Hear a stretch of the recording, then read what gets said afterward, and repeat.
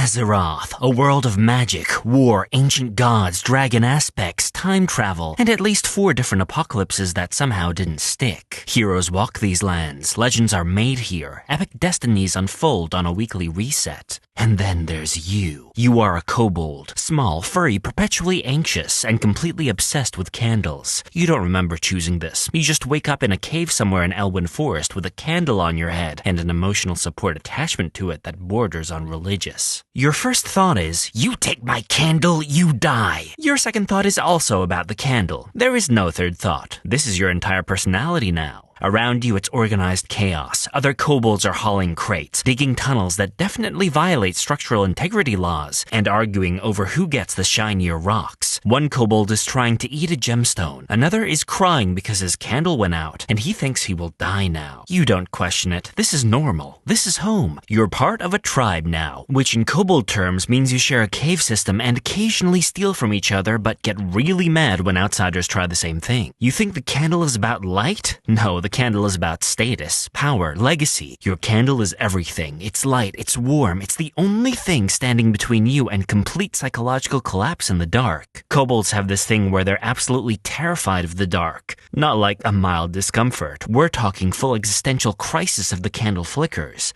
So you guard it. You hoard wax like it's cryptocurrency. You treat your candle with more care than most people treat their children. You make a few steps to see what's going on around. Someone hands you a mining pick. No explanation, no training seminar, just a rusty tool and a vague gesture toward the wall. You start digging. You learn fast because asking questions got you reevaluated, and reevaluation meant sending you outside of the cave and eventually die faster. You don't know who buys the ore. You don't know what gold is. You just know if you stop mining, Greg screams at you. And Greg has a bigger candle, which means he's management. Every kobold around you is doing the same thing. You don't want to be the one standing around looking confused. You chip away at stone, uncover a copper vein, and something in your brain lights up like you just hit the jackpot. Shiny rock. Good rock. First you check. Greg isn't looking at you, so you pocket it immediately. You feel satisfied. This is your job now. You mine, you collect, you protect your candle, and you panic whenever anything bigger than you shows up, which is everything. Humans, dwarves, spiders, even rabbits feel like a threat when you're 2 feet tall. Your primary defense mechanism is begging your colleagues to help you. In the cave, there are no alarms, no cameras, no guard on duty. You never know what creature will get inside. It's a normal day. Everyone is working. Greg is walking around checking if everything is fine. You're minding your business, digging near the entrance of the mine. When you hear it, noises, you look up. A human is wearing mismatched armor that looks like it came from a thrift store run by someone with a vendetta against fashion. They've got a hammer that's bigger than you. They see you. You see them. You are about to experience why that hammer needed 2 hands. You try to run. They're faster. You try to yell for help. No one's coming. You swing your pickaxe in what you hope is a threatening manner. It is not.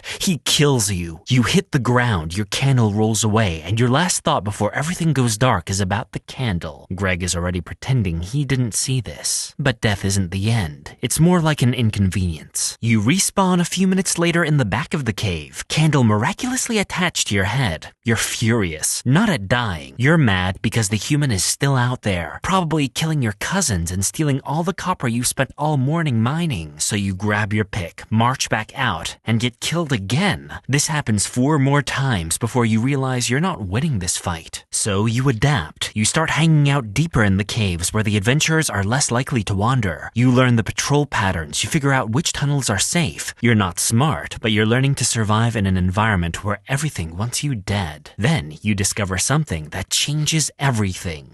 Loot. One of the adventurers died to a cave-in, which is what happens when you ignore the structural integrity of a mine that's been dug by creatures with no engineering degree. Their body is just lying there, surrounded by rocks, and on it is a bag. You creep over, you check for witnesses, and you loot it. Inside, there's bread, 6 copper, and a new mining pick. You've never felt richer. This is it. This is the dream. You start ambushing adventurers with other kobolds. Not directly. You're not suicidal. You set traps. You collapse tunnels. You work together in ways that would almost be impressive if you weren't constantly tripping over each other and accidentally hitting your own teammates. You throw a torch at a warrior. It misses and sets another kobold on fire. He runs screaming into a third one. Now 3 of you are on fire. The warrior just stands there, visibly confused, and kills all of you anyway. But sometimes Sometimes, very rarely, you win. You overwhelm someone with numbers. They panic, they run out of health potions or mana, and you actually take them down. The loot is terrible. Some cloth armor, a rusty dagger, maybe a few silver if you're lucky. But you don't care. You won. You, a 2-foot-tall candle enthusiast with anxiety issues, killed an adventurer. You're a legend now. For the next 10 minutes, until someone else shows up and wipes your entire group. This is your existence. You mine, you hoard, you die, you respawn,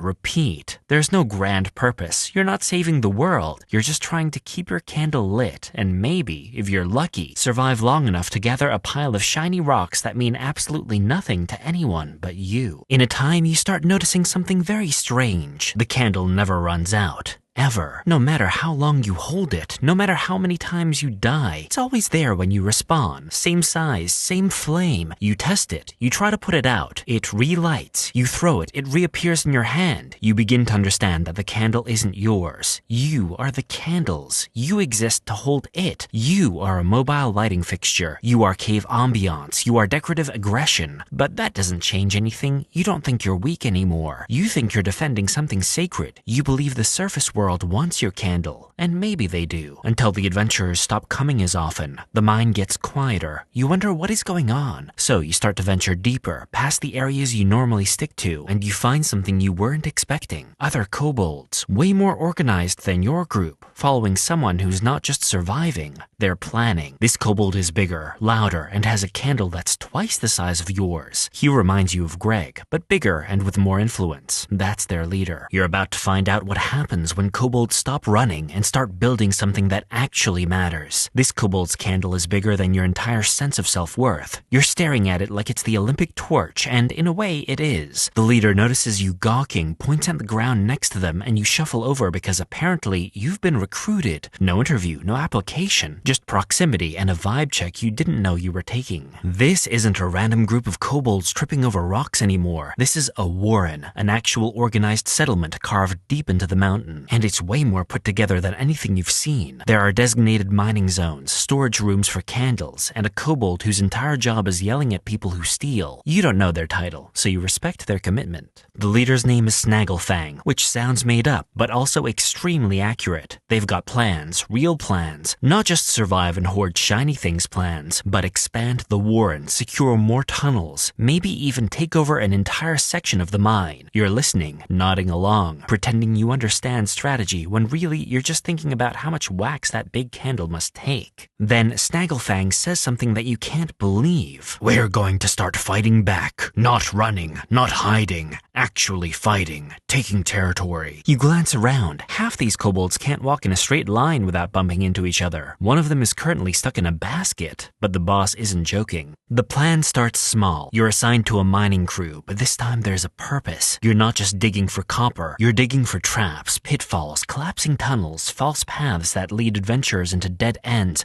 where your crew is waiting with rocks and poor impulse control. It works, sort of. An adventurer falls into a pit, and before they can teleport out, 3 kobolds drop rocks on their head. It's not elegant, it's barely effective, but they die, and you get their bag, and inside is actual gold. 12 whole gold pieces. You've never seen this much wealth. One kobold tries to eat a coin. You're all losing your minds. Word spreads. Other kobold warrens hear about Snagglefang's crew actually winning fights. They start showing up. Some want to join. Others want to challenge Snagglefang for leadership, which goes exactly how you'd expect. Snagglefang hits them with a shovel. They leave. Everyone goes back to mining. But the adventurers notice too. They start coming in groups now, coordinated with actual tactics. You're in a tunnel when they roll in like police with a warrant for arrest, and your entire squad panics. Candles go out, kobolds scatter. You trip over your own feet and accidentally tackle one of your friends with a support beam. The tunnel collapses. You don't know if you did that on purpose or if the universe just decided to help you out. Either way, 3 adventurers are buried, 2 escape, and you're somehow still alive under a pile of rubble with your precious candle. You dig yourself out, and when you surface, Snagglefang is standing there, arms crossed, looking at the collapsed tunnel. They promote you. You're a tunnel saboteur now. That's not a real rank, but they said it with authority, so it counts. Your job is chaos, controlled chaos, but still chaos. You learn which support beams are load-bearing and which ones are decorative. You figure out how to make a tunnel look safe until someone steps on the wrong rock. You become the kobold equivalent of a trap specialist, which is just a polite way of saying you're a menace. Everything is going great. More kobolds, more tunnels, more candles. Snagglefang starts trading with other warrens. You're exchanging copper for wax, wax for food, food for tools. It's a whole economy, and you're part of it. You have a role. You matter. Then the adventurers do what they always do. They come as a group of 5, not just random players grinding levels, but an actual coordinated party. A tank followed by a healer, with 3 not that smart damage dealers who only care about the numbers while hitting you and your cousins. They're here to clear the mine, and they're not messing around. Snagglefang calls everyone together. This is it. This is the moment where you either defend the warren or lose everything. You're standing there, holding a pickaxe, surrounded by kobolds who can't count past 3. And you're supposed to fight off a whole team. The battle is absolute chaos. Kobolds are everywhere, swinging wildly, throwing rocks, setting things on fire, and occasionally hitting each other. You collapse a tunnel on 2 paladins. A mage polymorphs 4 of your allies into sheep. One kobold thinks they're supposed to be a sheep now and just starts eating grass. You're holding a choke point with 5 other kobolds when a warrior charges in. You swing your pick. He thinks you're about to scratch his back. One of his friends kicks you into a wall, and you're pretty sure you just lost a tooth, but the candle is there, so you are glad. Then a kobold jumps on their back, then another, then 3 more. You're dogpiling this person like it's a Black Friday sale, and somehow it works. They go down. The group wipes, not because you outplayed them, but because they underestimated how annoying it is to fight 40 kobolds in a confined space where half of the floor is trapped and the other half is on fire. They retreat, regroup, and you know they'll be back. But right now, you won. Snagglefang stands in the center of the warren, candle held high, and every kobold is cheering. You're cheering. You just defended your home. You're not just a random kobold anymore. You're part of something. Unfortunately, you don't win the war. You never do. Adventurers always come back with better gear, higher levels, and more determination. Eventually, they'll clear the mine. They'll take everything. That's how this works. But until then, you'll keep digging, keep trapping, keep defending your candle and your pile of shiny rocks, because that's what kobolds do. You survive because you refuse to stop trying. And maybe that's enough. Maybe being a 2-foot-tall disaster with a candle obsession and a vendetta against adventurers is exactly who you were meant to be. You'll die again, probably soon, but you'll respawn, grab another candle, and get right back to it. That's the kobold way. No grand destiny, no epic storyline, just you, your candle, and the absolute refusal to let anyone take your rocks without a fight.